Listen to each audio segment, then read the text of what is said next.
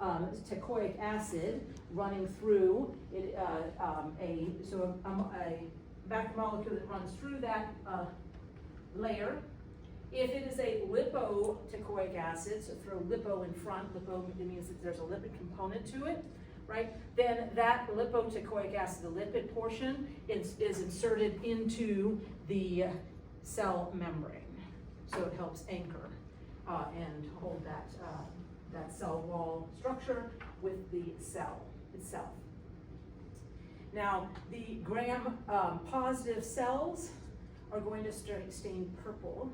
So when you look at a differential gram staining technique, which we will be doing this on Monday, okay, so not today, but on Monday, and I'll go through the steps of that whole process at that point with the lab, where you're actually following it with the procedure.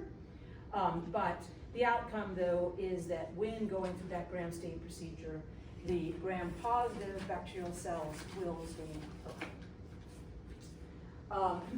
Now, the gram-negative bacterial cell wall are those that is shown in the center here. We're ignoring this at the moment here. We're in the center picture here. This is the gram-negative. Gram-negative is known for the fact that it has a thin peptidoglycan layer. It can be as thin as one or a few in thickness, okay?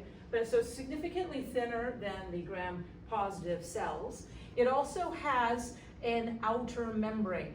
This outer membrane right here consists of the phospholipids and lipopolysaccharides. The lipopolysaccharides, or LPSs, are what you see extending out into the environment, okay? The lipopolysaccharides are composed of two portions, the lipid A portion of it and the O antigen. So the O antigen, that carbohydrate, right, lipopolysaccharides, so you got carbohydrate there, you have a lipid there. The carbohydrate portion of it serves as, and has antigenic properties for us, so our immune response is able to recognize and respond accordingly. And then the lipid A portion of it is actually going to cause, is what we refer to as an endotoxin. As long as the cell is intact, it's not going to become a problem for the host, but if you have a lot of gram-negative cells dying in the body all at the same time, and the cells breaking, right, and these are being released, the that portion, that lipid A portion, can cause then fever, vasodilation, inflammation, shock, okay, endotoxic shock syndrome, so kind of a systemic problem. In general, gram-negative bacterial cells, you don't want to kill off too many inside the body all at the same time. It's better for a slow die off, because then your body can process out that debris without having as much of an effect with the systemic effects from that endotoxin being released. Because of this outer membrane here, which is very similar to the cell membrane in the sense that it has on either side is hydrophilic, in the center it's hydrophobic. Because of that structure, that it is a membrane-based structure, because that structure, there is some exclusionary factors to this. It does have proteins, transmembrane proteins across that outer membrane called porins that serve as channels to let molecules come from the outside into closer to the cell. Okay, it is not the cell membrane though, right? The cell membrane's here. This is what defines what's inside the cell, outside the cell.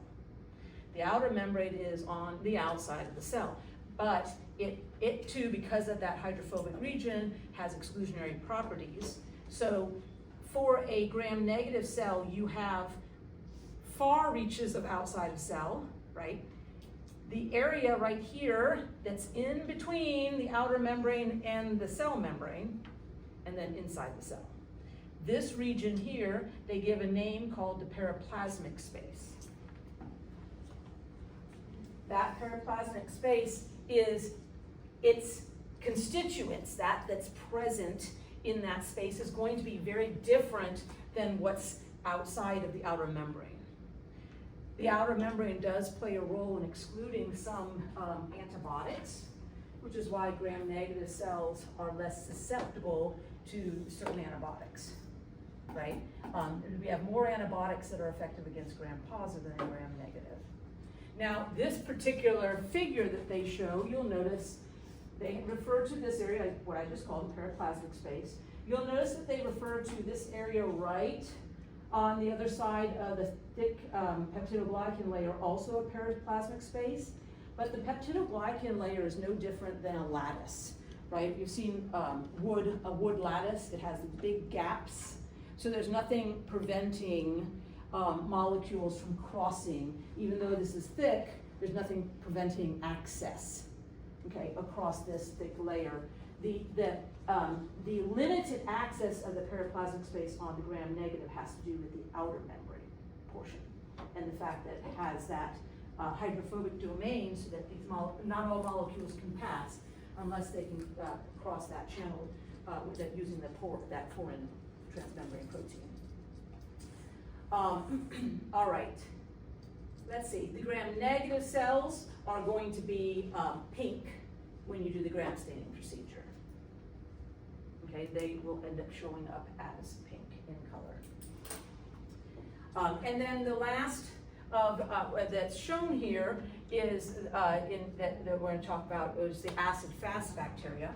Now, the acid-fast bacteria are actually gram-positive bacteria. So you'll notice structurally they're the same as what you see here, with a slight difference. They have an additional component here, which is mycolic acid. Mycolic acid is a waxy-like substance. And what it does for that cell is that mycolic acid, that waxy, it's a lipid, is going to make this particular cell less susceptible to, say, desiccation, drying out, right? Because of that waxy substance, it doesn't stain very easily. So we have to treat it a little bit differently when trying to identify those acid-fast microorganisms. We use a staining technique called acid-fast staining. And acid-fast staining is what we will do that on Wednesday of next week. And acid-fast staining takes advantage of that, the mycolic acid wax. In this case, with the staining procedure, when it's that waxy substance, what we're going to do is we're going to be placing our slides over heat. When when wax is placed under heat, what does it do? It kind of melts, become more viscous, right? It has more movement. Is how it's going to allow the dyes to slip in, making the dyes then be able to have access and go into that cell.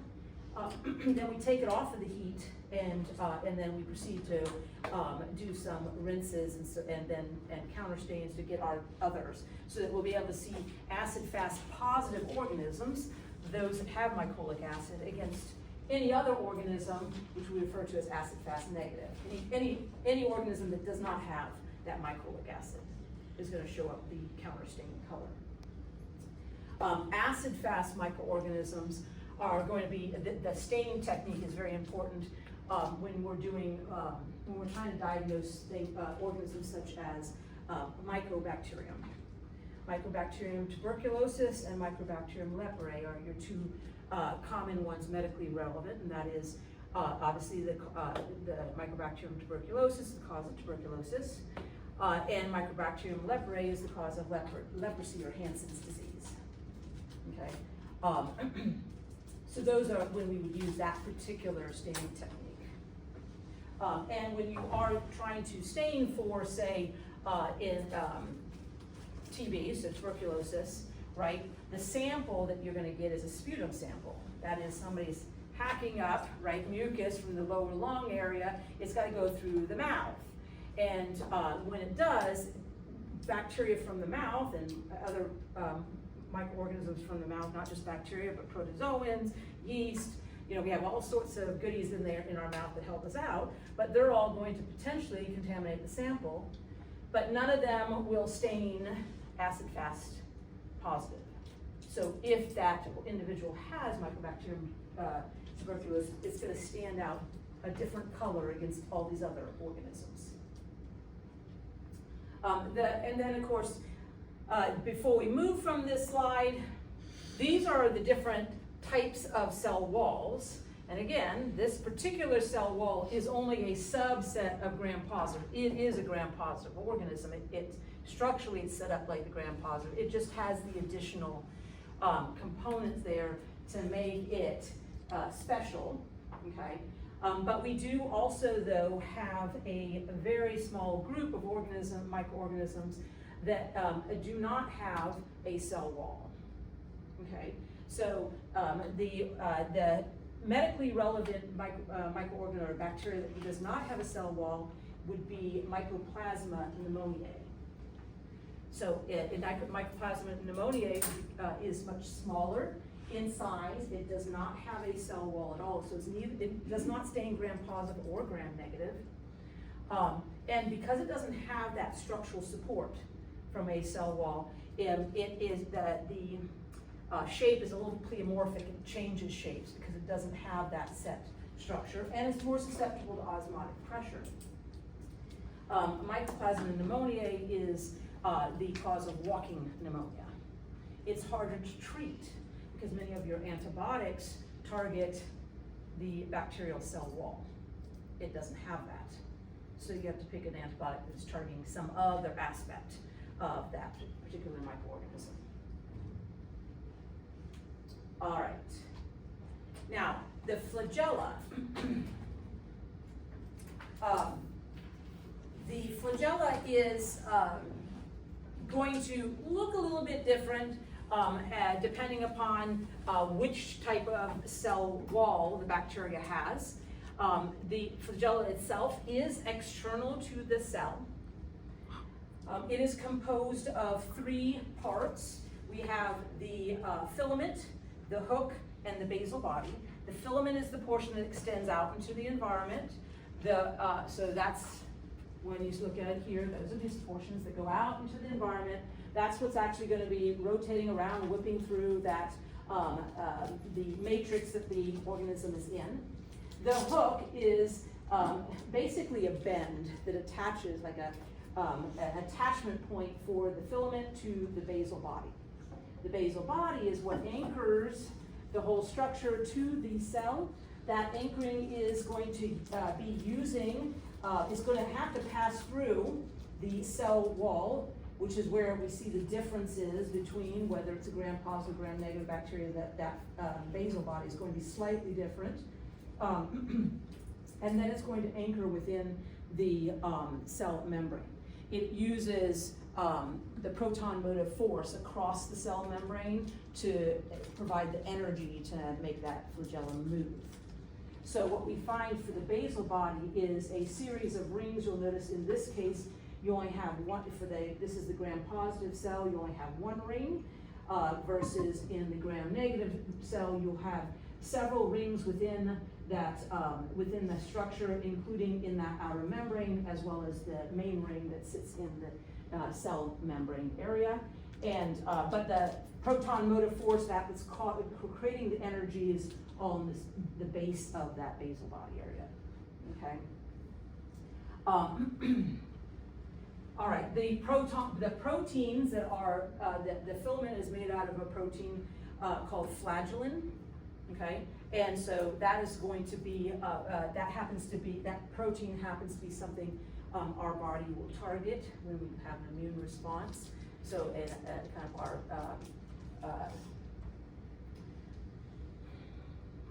for phagocytosis, right, we have the ability to identify it and that as something that's not familiar, and then target that particular cell for removal. Okay. All right. Now, the arrangement for the flagella. That's actually located right here in this figure here. These are all coming from your textbook, by the way. There are 4 different arrangements, four different arrangements. We have monotrichulous, which is where we have 1 flagella, okay, and obviously it's polar based, so it's on one side, 1 flagella sticking out. Ampitriculous, which is flagella on either side. In this particular case, it has 1 on each side, but it could be a tuft on each side. So it could be multiple, like a few flagella extending, but what we see is it's coming from both polar ends, okay? And then we have Lophotriculus. Lophotriculus would be a tuft of flagella off of one side. And Paratriculus is where the flagella are over the entire surface of that organism, okay? Now, the flagella move in a propeller-like mechanism, so that basal body is going to cause a full 360 rotation. So the hook is just going to then rotate it around like a propeller.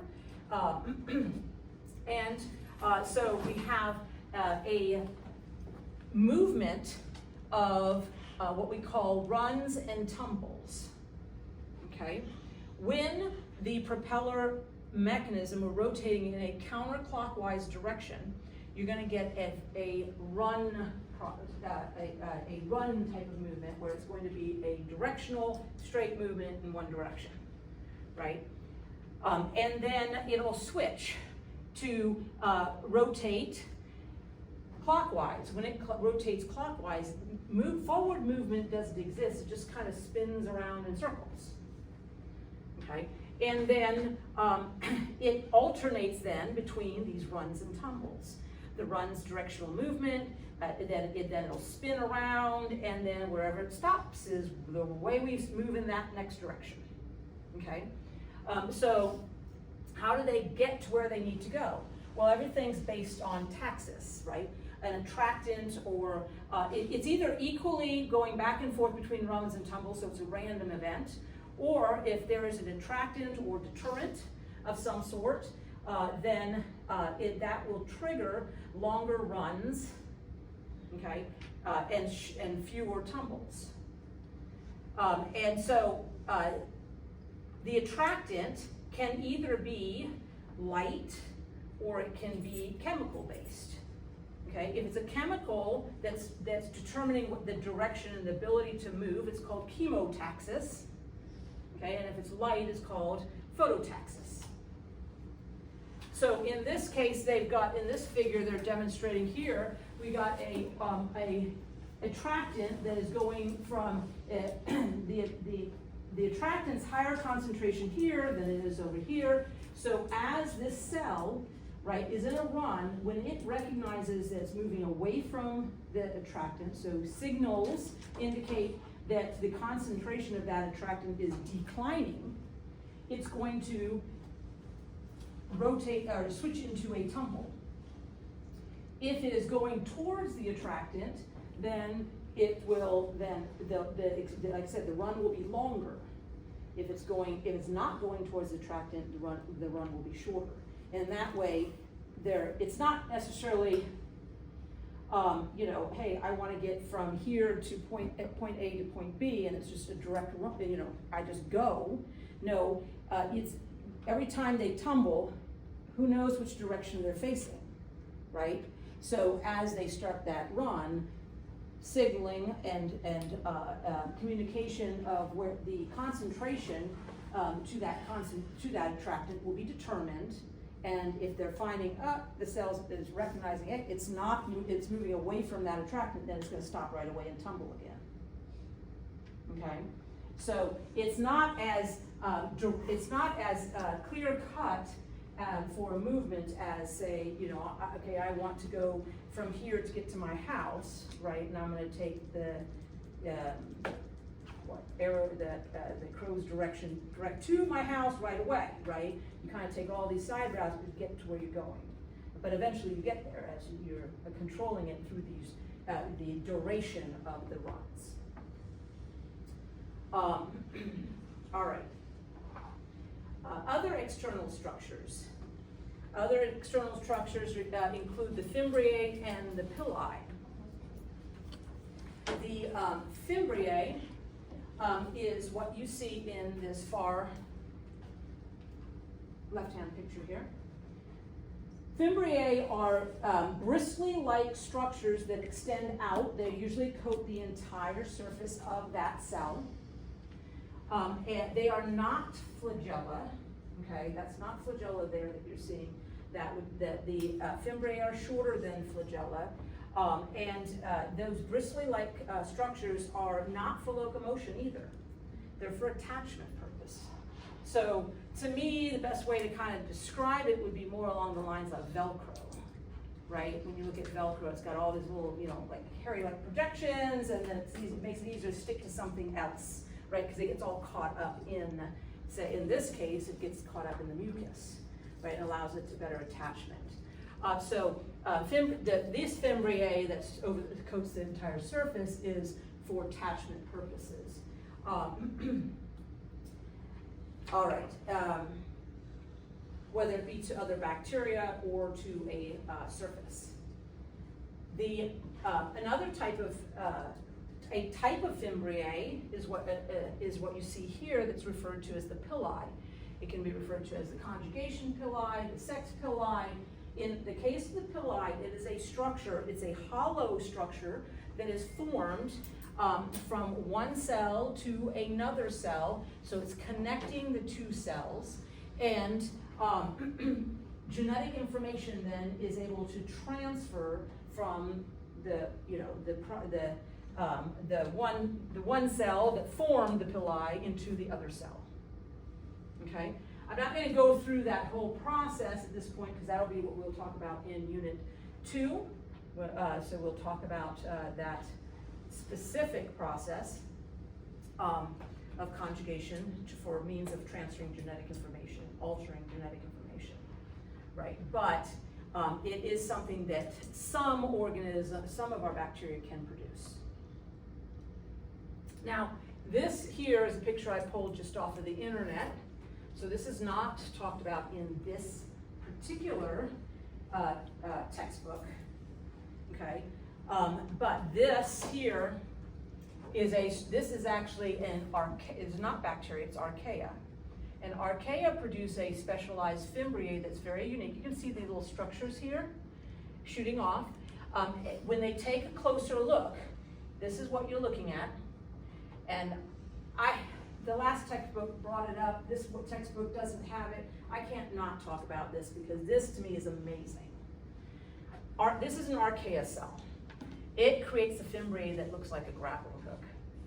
Okay, literally looks like a grappling hook. Millions of years later, right? We as humans decide to go hiking and we design a grappling hook, but these archaea cells had it as part of their structure long before we even were making them. And so it has the 3 to 4 hook-like at the ends, as well as little projectiles to help with attachment. And this is called the hammy. So this structure is specifically a fimbriae that we find in archaea, not in bacterial cells, but in archaea cells. Okay. I can't pass up this one, quite frankly. I find it utterly amazing. We like to think we're like ahead of the game, we have all this knowledge. Well, these bacteria have a structure that we developed later, at some later point for our purposes, but they've had as part of their cell structure for many, many, many years. All right, cell membrane. All right, function of the cell membrane. It is naturally impermeable to most substances because it is a phospholipid bilayer. That phospholipid bilayer, what you've learned from in Module 2 went through the phospholipid. So you're looking at a structure that has a hydrophilic head, right? Hydrophilic head, so this interacts with water and our fatty acids, right? These are, there's 2 of them, there are hydrophobic tails, excuse me. And as this phospholipid is a bilayer, what we end up with the 2 outside regions here are hydrophilic, hydrophilic, so it can interact with two different bodies of water, and the hydrophobic domain then separates out these two bodies of water. Okay? The cell membrane actually is what defines what's inside the cell and what's outside the cell, right? It defines that and divides inside from outside. It controls what enters that cell and what can enter it or not into the cell, what can exit it or not out of the cell. It is an energy storage mechanism. For a bacterial cell, if it's photosynthesis, it has a capability of photosynthesis, this is where it's occurring. For the purposes of the electron transport chain and chemical energy being converted from one form of chemical energy into another form, which is that ATP, that's occurring across this cell membrane for a bacterial cell. It does, like any cell, bacterial or eukaryotic cell, we do maintain a concentration gradient. In general, the inside of the cell is more negatively charged than the outside of the cell. Okay, so the structure of the cell membrane, that is that phospholipid bilayer, but it's more than just that. In addition to the phospholipids themselves, to make that bilayer, we have integral proteins. Okay, integral proteins are any protein that sits inside the membrane. Some integral proteins, so this is an integral protein. So is this. So is this, right? So is that.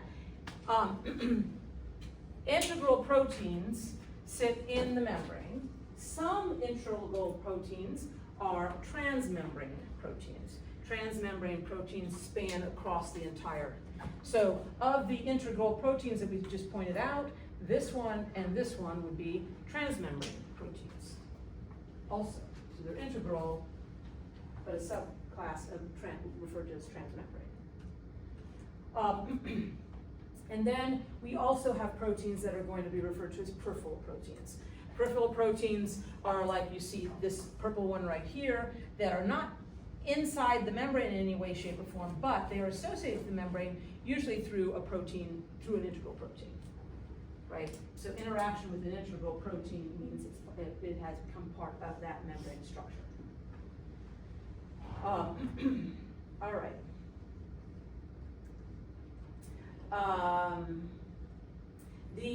Before I move too much further, membrane is semi-permeable.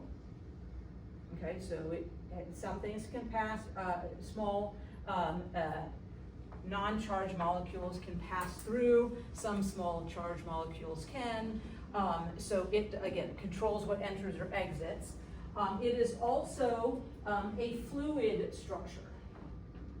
Okay, the interaction between the phospholipid outer layer with the phospholipid inner layer is solely by hydrophobic interactions, right? That means there's no specific bonds that have occurred, but rather the fact that those phospholipids are hydrophobic means that they're going to want to stay together. They want to stay away from water, which is why the structure is able to maintain itself. But that being said, a phospholipid, these phospholipids can move on one layer, they'll be moving around, okay? The proteins are not anchored, so you get what we call protein rafts. So they can actually move around the surface of that cell too. They're not stationary, okay? And it is even possible for a phospholipid on one side to change locations and move to the other side. It's rarer to happen, it's a rare event, but it can happen. The reason why it's a rare event, of course, would be that it would require that hydrophilic head to pass through the hydrophobic domain, but it can happen. Okay, so they refer to that this cell membrane as a fluid mosaic model because it isn't stationary. Now, the membrane does come into play as important for our transport processes. Okay, so transport through across that membrane can either be through passive processes or active processes. Active transport requires energy, right? Passive does not. Now, that doesn't mean that passive transport doesn't require protein, though. Okay? There's a difference between requiring energy and requiring proteins. Okay, so when we look at passive transport, we have what we call simple diffusion. Just straight diffusion. Diffusion is the movement of molecules from a high concentration to a lower concentration. And that has to do with the process of movement in general, right? Everything goes towards, in general biology, they should have talked about entropy. Everything goes towards entropy, that is disorganization. So when you have a lot of solutes on one side, right, and nothing on the other, that is that's organization, okay? And natural processes are not going to be able to maintain that without some sort of energy input. Okay, think of your house, right? Your desk where you work, the nice neat piles on your desk. Only can remain nice neat piles if you continue to put energy in upkeeping them. Otherwise, they slowly move, things get added, the piles get all spread out, and that is that idea with diffusion too. In this case, for simple diffusion, as long as the molecule can pass across that phospholipid bilayer, then over time it will do so, right, until eventually reach a point where the solutes are about equal on either side. Are they still moving one direction or the other? Absolutely. Molecules are always moving, but we will see a net movement towards the lower concentration area. Okay, that though, when we talk about diffusion specifically, simple diffusion, that is based upon the solute. So it doesn't, if we're talking about the diffusion of glucose, we're only looking at glucose. Okay, we don't care what sucrose or lactose or maltose or any other sugar is doing. We don't care about salts. We only care about glucose. What concentration is it up here? What concentration is it on the other side of that membrane? And which direction is it going to move? Okay? All right. Now, just because the natural occurrence is to move from high concentration to low concentration, as you see here with simple diffusion, does not mean it's possible to do.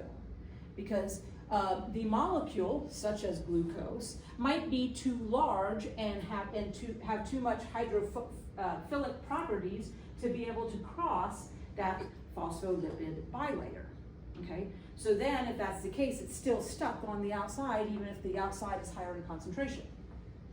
So how does it cross through? Get across? And I'm pointing to active transport. I really should have switched over here. I'm sorry. This side's my passive transport side. And so if the molecule can't cross on its own, like you see up here, then the molecule may require a protein to allow for passage across. These would be your, say, your non-specific channel proteins or permeases that are just providing access, right? There's no energy being spent by the cell. The cell has a protein that is providing basically a pathway in. And the molecules are going to move from high concentration to low concentration. That is referred to as facilitated diffusion. Facilitated diffusion is not active transport. It is still passive transport because you're not using ATP. You're not using any energy for that to happen. The last type of transport that is a passive process is a type of diffusion, but is specifically of water, right? And that is osmosis, the diffusion of water. Problem when we talk about osmosis is that Unlike simple diffusion, where we're only interested in the molecule that's moving, when we talk about osmosis, we talk about in terms of not the water molecules themselves, but rather all the other solutes in that water. Okay? And I still, as long as I've been teaching this and as long as I've been going through this, I still like to draw out, right? Because, well, it's the easiest way for me.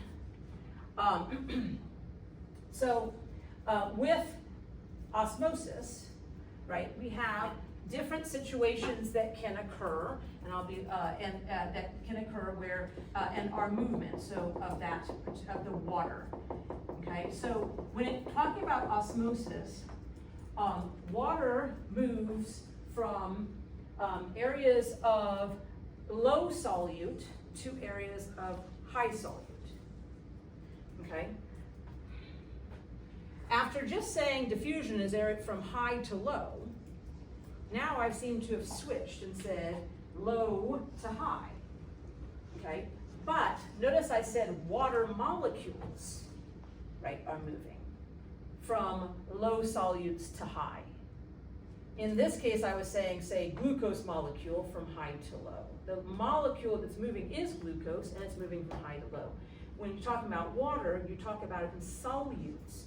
The more solutes you have in your body of water, the less water molecules you have, right? The less solutes, the more water molecules you have.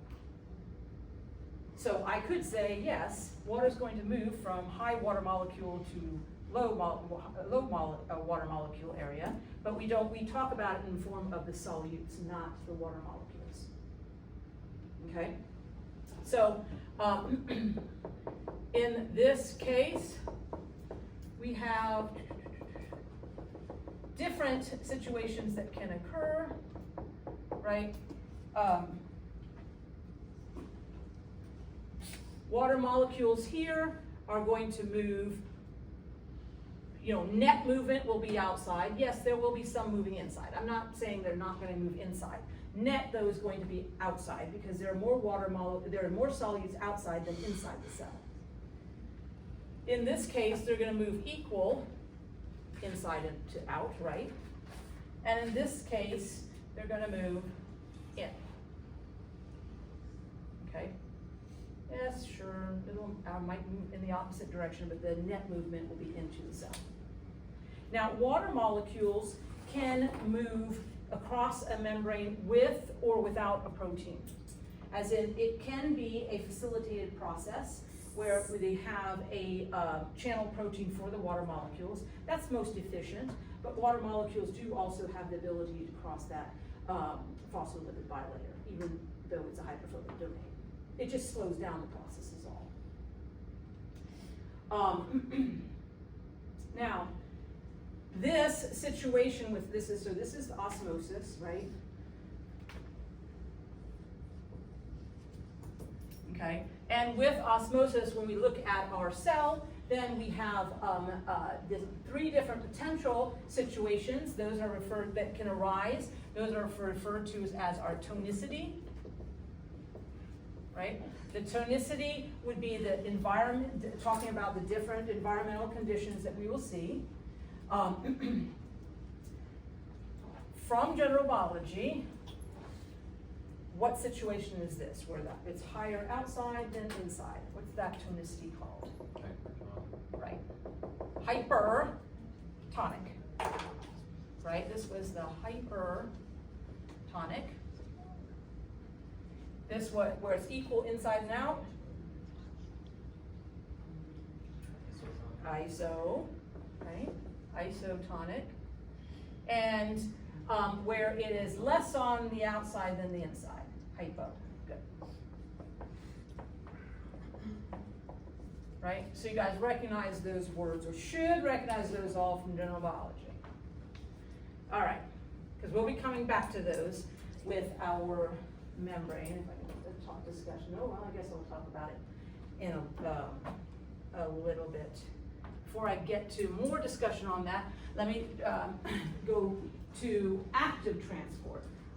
Now, active transport is one in which energy is involved, right? So we are going to, at some point or other, we're going to be using ATP, energy from an ATP molecule, to help with that process of transferring molecules across the membrane. We might, through active transport, we might have a transport protein that is transporting a single molecule up from one side to the other, called a uniport. We might have a molecule transferring from either side. So one molecule coming in while another different molecule is going out. This is referred to as an antiport. In both of these situations, what energy is going to be used, ATP is used. So as soon as you see ATP involved, you know it's active transport. And generally, you're going to have notice that the molecule is going to move up the concentration gradient. Not all the time, but most time it's the reverse of diffusion. You're not going to use down the concentration gradient, but rather up the concentration gradient, because that's going to take energy to organize. On occasion, you might see a molecule that's moving down the concentration gradient. You say, well, energy is being expended. Why didn't they just wait for diffusion? Well, sometimes they don't want to wait. They need that particular molecule faster, so they'll use energy to bring it in, even though it's going down the concentration gradient, right? So it's going in a process that we would expect to see it. And then another type of active transport is where it's called group translocation, and this is where the molecule is, as the molecule moves through that protein, that transport protein to enter into the cell, the molecule is going to be altered in some way. Again, ATP, there's still some sort of energy involved in that process, but the molecule, upon entering the transport protein, is different than what is released into the cell. Okay, and so that it has been altered and that usually anchors that molecule into the cell. All right, so before I move to the next slide, let's see. So getting back to here, and now with osmosis, we want to talk a little bit about the cells, right? In general biology, you talked about plant cells, right? And animal cells. Now, plant cells, okay, have a cell wall, so with cell wall. Animal cells are without cell wall, right? Remember this? Okay. So, and let's start with animal cells without a cell wall. What is the normal state for these cells? Where are they going to be happy and content? In the isotonic. This is the normal state. Why? Because the water moving in and out is about equal, right? So we're not going to see any damage to the cell.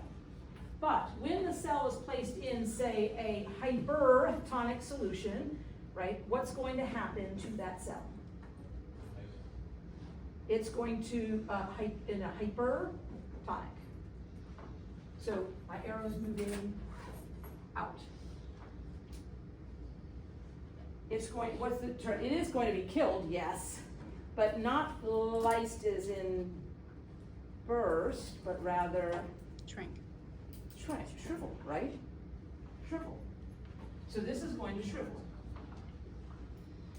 Okay, it will kill that cell, yes, but it will it's how it's going to die here. It's going to shrivel because the water is going to exit the cell. If the animal cell, that cell without a cell wall, is placed in a hypotonic environment, what's going to happen to it? Then it's going to swell or burst, right? All right. It can take on more water up to a certain point, but then the cell membrane doesn't have the support and the strength to continue to get larger and larger, okay? It's much like a balloon, put too much air in it, it's going to pop, right? Now, a plant cell with a cell wall, okay? What is its normal situation? Is in a hypotonic, okay? This is the normal. And there's a reason, okay? And that is because plants are multicellular. And as they are taking in the plant cell, you gotta think of a shoebox. And if you were to take a balloon and cut a little hole so that you can have bulk of the balloon inside, just enough for you to be able to blow into the balloon, right? And you're gonna be able to blow air into that balloon and keep blowing air into the balloon. It's not ever going to pop because the box, that shoe box, it will never get larger than the shoe box, okay? In the hypotonic, even though water is rushing in, the cell wall, as a rigid support, won't let the cell membrane get any larger than the cell wall will allow. All right? And for the purposes of a plant that is a multicellular organism, this is going to allow it to stand up against gravity. Okay? Now, you stop watering your plant, and the environmental conditions become isotonic. What's going to happen to the plant? It's going to become floppy or flaccid. Right? It's going to start to wilt. Is it dead yet? No, I've managed to recover many of my plants over and over again, poor things. But it's not dead yet, it's not happy, right? So you go water it, and it'll recover. But in this case, in isotonic, what's happening is, again, the plant as multicellular needs to stand up against gravity, but the pressure that you had with the increased amount of liquid going in is not there. So the pressure of these cells up against each other as they're trying to expand, but they can't because of the cell wall, it's not there, and so the plant starts to wilt. And then lastly would be the hypertonic environment. And in the hypertonic environment, a plant cell is going to what? Plasmolyse.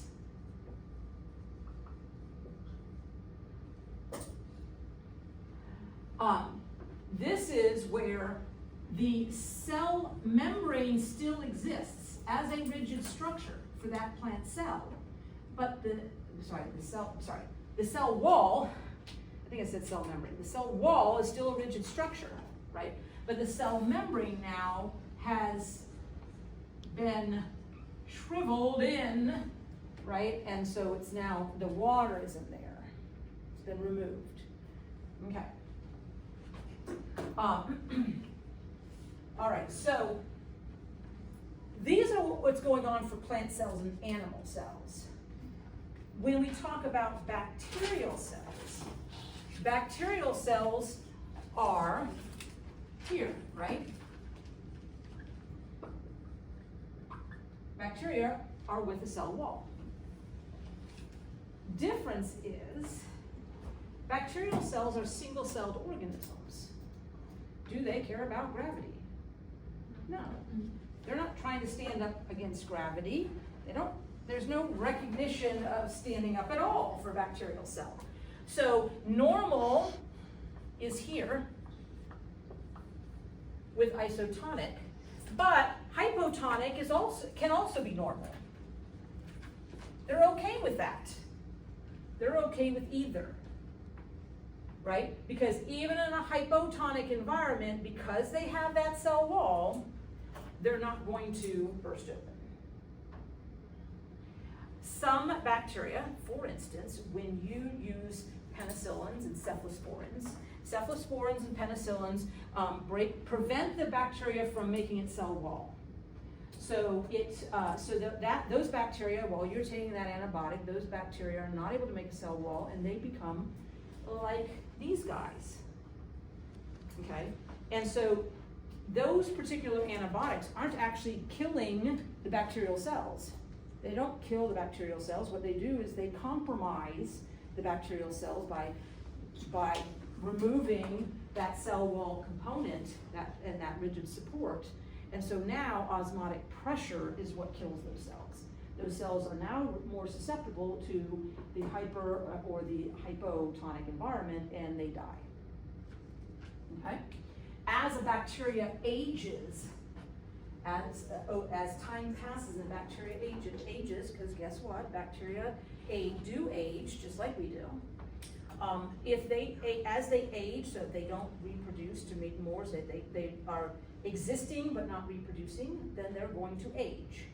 And when they age, they also tend to lose their cell wall structure, so they get back into this type of position, and then they're susceptible to death due to osmotic pressure. Okay? All right. Internal structures. All right, so internal structures of the bacterial cell. We have cytoplasm. Cytoplasm is that gelatinous, mostly water substance that's within the cell and in the case of a bacterial cell, since it's not compartmentalized, everything happens in this area for a bacterial cell, right? This is where DNA replication occurs. This is where transcription, translation occur. This is where all your metabolism occurs. This is where if you have photosynthesis, it's going to occur across that cell membrane, but a portion is occurring also within the cell, okay, within that cytoplasm. Within the cytoplasm, so that's also where all the subunits are found, whether it be nucleic acids or amino acids, not nucleic acids, sorry, nucleotides or amino acids. Those are all going to be found in this area.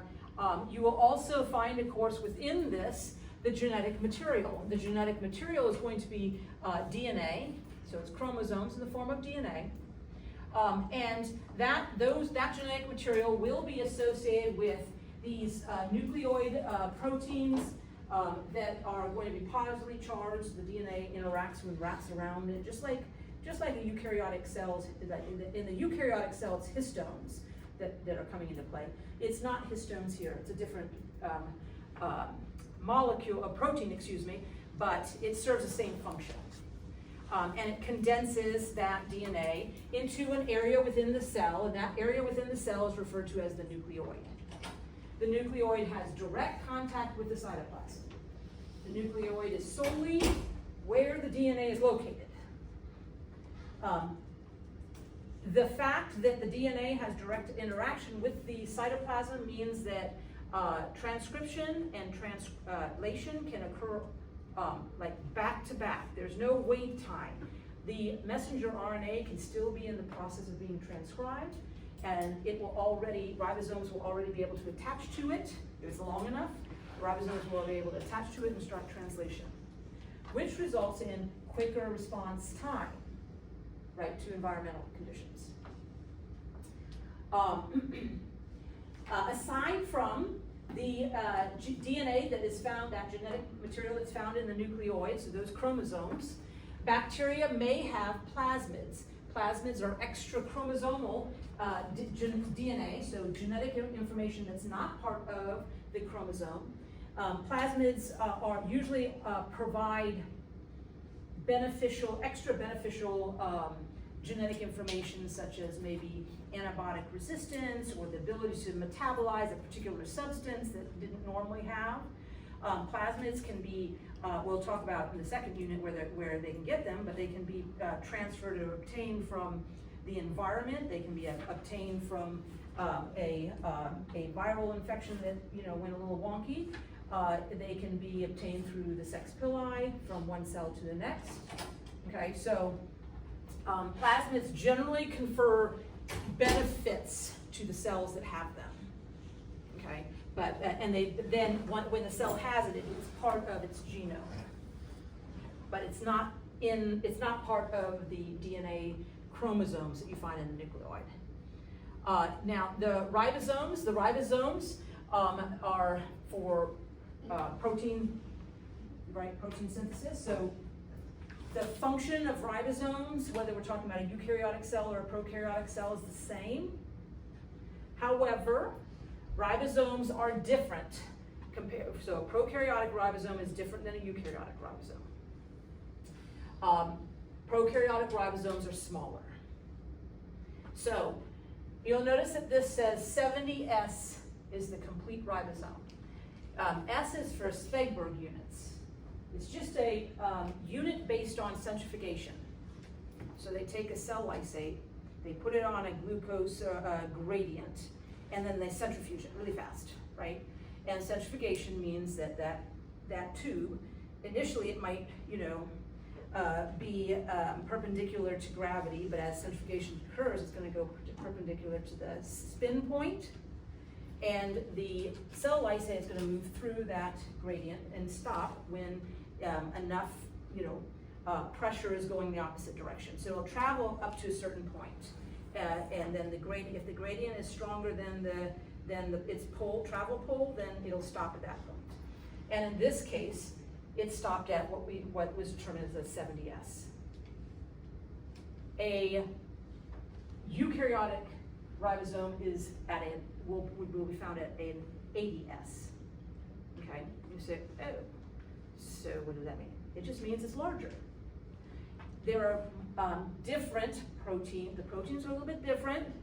The ribosomal RNA that come into play with the ribosome are a little bit different. So these two, the ribosome of a prokaryotic cell and a ribosome of a eukaryotic cell, are definitely different. But their function, how they work, is conserved. So they work the same way, though they're different. The ribosome is actually composed of two subunits, a small subunit and a large subunit. You'll notice it says, small subunit is 30S, large subunit is 80S. So somebody did some really bad math if you're telling me it's 70S, right? Because I just said 80, didn't I? I just added them before see, I'm always like 5 sentences in my head before, and sometimes it comes out before, which is why sometimes I'll give answers when I'm looking for something, like, what's this? And then we'll turn around and give it to you anyways. So 30S is the small, the large is 50S, so you would think it would be 80S, but it's not, it's 70S. And that's because it's not an additive process. It's just where it was found in that gradient. That's all it means. The eukaryotic cell, for the eukaryotic cell, okay, this is actually a 40S, this is a 60S, and this is an 80S. Okay, so you can tell again, difference in the fact that they're different sizes. The endosymbiotic theory, as you read through the text, you're going to have read about that. One of the things that with that is the fact that in your mitochondria and the chloroplast, you find these ribosomes. Okay, which is again another indication that those at one point were a prokaryotic cell. Let's see, ribosomes, so the importance of being differences in size, that's where I was going with this different size. So it's like, so what? They're different in size. They function the same, but they're different in size. The importance is that because of that difference in size, we can actually target these ribosomes for antimicrobial treatment, okay? Because we just have to find the area that's the most different, where the strongest differences are, so that we have less effect on our ribosomes, but affect the bacterial ribosome. Okay. All right. Inclusions. The inclusion or inclusion bodies are actually a storage mechanism for the prokaryotic cell. Okay, so the prokaryotic cell, remember, doesn't have compartmentalization. So the inclusions are not compartmentalization. What they tend to be are crystalline structures that you find within the cell. And there's different ones that can exist. The polyhydroxyl butyrate is for carbon storage. You have the Voltan, which is for phosphate storage. There are others for sulfur storage. There's some even for gas storage, so that they can control where they are in a liquid matrix, move up or move down, you know, a liquid matrix. And they even have some that are going to have some that have magnetic properties. So they provide a magnetic aspect to those particular cells. But again, it's a storage mechanism for these organisms because of the fact that these bacteria tend to be in environments that are low nutrient sources, you know, more water, less solutes, right? If anything, more likely found in either of these two environments, isotonic or hypotonic. So when the nutrients are available, some of them have the ability to store it in these inclusion bodies. Okay. Some of the inclusion bodies may even have a single membrane phospholipid membrane, but never double membrane. So it's not considered a membrane-bound organelle. Okay, it is just a storage mechanism. Bacterial cells do also have, I didn't write that down, but cytoskeletons. The cytoskeleton is for a bacterial cell is one that consists of the actin, okay, an actin filament base, and we find that it's not throughout the cell, but rather up against the cell membrane itself. Okay, so it is believed to play a role in structural support. That definitely plays a role when we have the cell going through cell division, so splitting the cell into two. They do have a contractile ring of sorts that is formed with that cytoskeleton. And then, let's see, and then the last of the internal components will be our endospores. Now, I'm going to move into another slide for the endospores, because endospores are pretty big here of a structure. The endospores are unique structures produced by some bacteria. There's really about 3 genera that produce those endospores, and that would be the Clostridium, we have Bacillus, and Spore Sarcina. Okay, the ones that are medically relevant would be Bacillus, cause of Bacillus anthracis, cause of anthrax, right? Then for Clostridium, you have several. You have Clostridium perfringens, it's a cause of gas gangrene. You have Clostridium botulinum, which is a cause of botulism. And you have Clostridium tetani, which is a cause of tetanus. And there's a few others too, okay, of species from Clostridium that are going to cause disease. But the endospores are important. They do have some medically relevant aspects to them. The importance of the endospore is, though, that it allows the cell to survive in harsh environments. The endospore structure is one in which the cell is not a replication process, but rather one cell will produce one endospore and then exist in that life form, okay, for an extended period of time, however long is necessary. When environmental conditions become more conducive for life, they will then come out of the endospore into a vegetative form. The vegetative form is the bacterial cell form that can replicate, metabolize, go through cell division, all that other stuff. In the endospore itself, the cell is in a suspended state. But in that suspended state, it is resistant to antibiotics, it is resistant to desiccation, it is resistant to harsh chemical treatments, it is resistant to boiling, drying, so desiccation, right? UV light. So in that state, it's kind of a protected state. Many of these, the 3 genera that I just mentioned, they're all soil organisms. And that kind of makes sense because soil can go through times of very dry and then moist, right? When it's very dry, that's when the cells are in that, and the cells that survive that dry state are going to be in the endospore form. And then when water comes, it's more conducive for life, then they switch out into the vegetative form. Endospores themselves can last for hundreds to millions of years in that state. It's just a suspended state. Now, what you see at the top is the process of making the spore. So the first thing that happens is the DNA is going to replicate. And they say, well, you just finished saying it's not a replication process. It isn't. One of those DNA copies is going to degrade. Only one will be kept. So one cell is going to replicate and create those two different cells.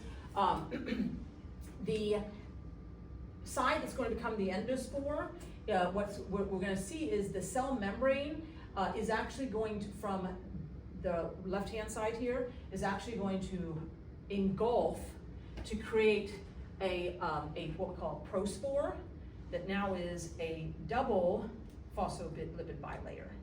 It has the phospholipid bilayer that we expected to see when it cell divided, but it also then has been incorporated. The phospholipid bilayer from the other cell is going to encase it.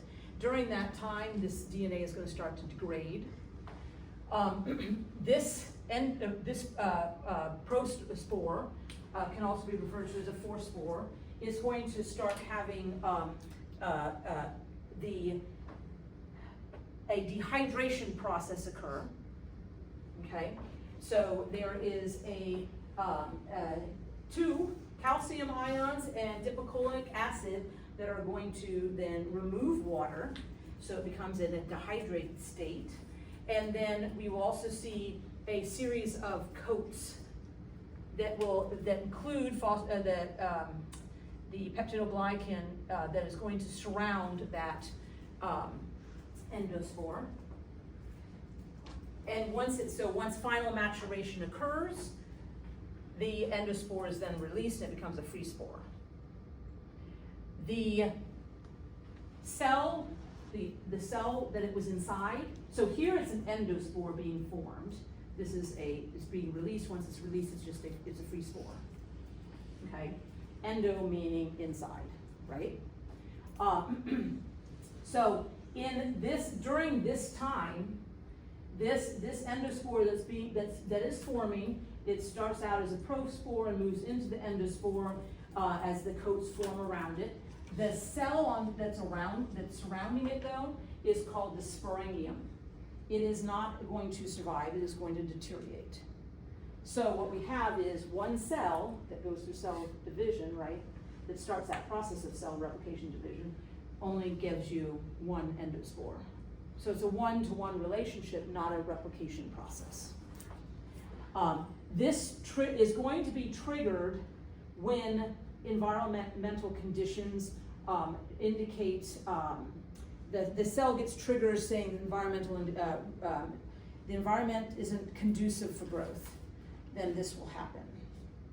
And once as a free spore, it'll remain that way until environmental conditions indicate that it can come out of this endospore, of that spore, go back into vegetative. What happens there is that it degrades the coats and then just expands, right, and then becomes a vegetative cell again. This process going to create that spore takes about 6 to 8 hours. The process of the endospore becoming a vegetative only takes about an hour and a half. It's much quicker. Okay, this process, just getting to the spore state, is much longer. What makes it so protected are all of those coats that surround, and the fact that DNA is in a dehydrated state. So of course, if a spore is placed in a situation where water is lacking, it's being dehydrated, it doesn't matter. It's already in a dehydrated state. You can't make something more dehydrated. It's already dehydrated, so it's protected in that manner. Okay.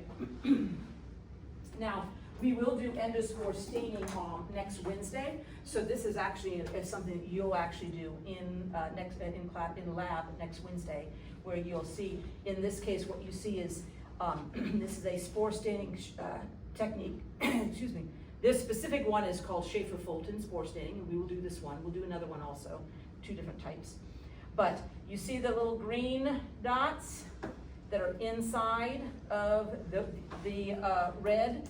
The green dots are the endospores. The red are the bacterial cell, so the sporanium that is being produced that will die off. So like some of these don't have anything, that's just a regular vegetative cell. Some do have a endospore in it, that is a sporanium, it will die off as it releases the spore. All right. And, all right, so the only thing I had left was the eukaryotic cell structures. So make sure that you go through and refresh your memory on the different eukaryotic structures, right, from the text.